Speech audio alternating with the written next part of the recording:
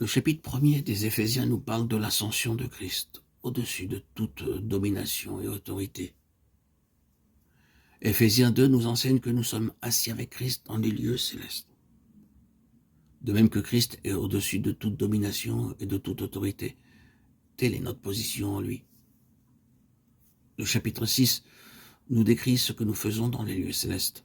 Nous sommes assis et nous prions, c'est-à-dire nous exerçons l'autorité de Christ et nous commandons en priant.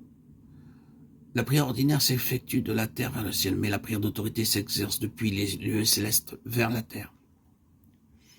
La prière dans Matthieu 6 est une demande dirigée vers le haut, tandis que celle d'Éphésiens 6 descend du ciel.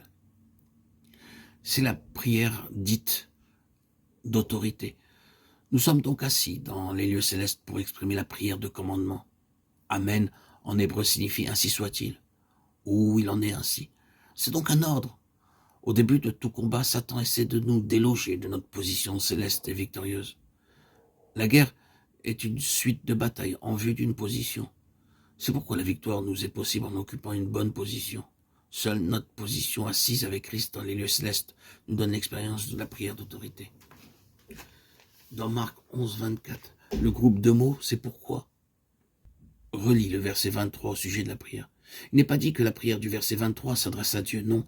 Il est dit tout simplement « quiconque dit à cette montagne ». Il s'agit donc ici de commander à la montagne. La prière d'autorité ne s'adresse pas dans ce cas directement à Dieu. Il ne s'agit pas de demander à Dieu d'intervenir contre la montagne, représentant ici un obstacle.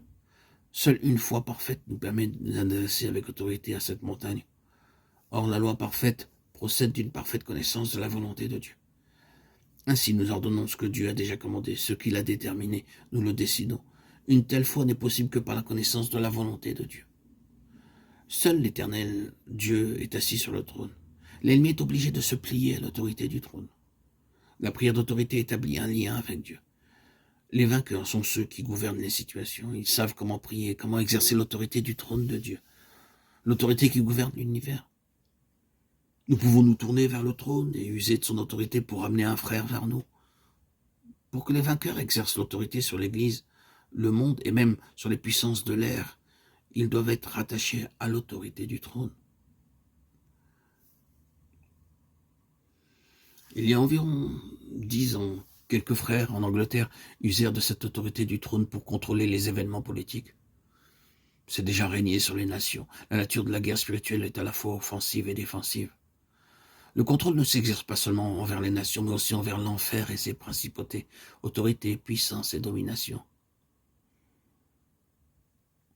Puisse le Seigneur nous enseigner comment exercer l'autorité de Christ, car il est la tête de l'Église, et toutes choses lui sont assujetties.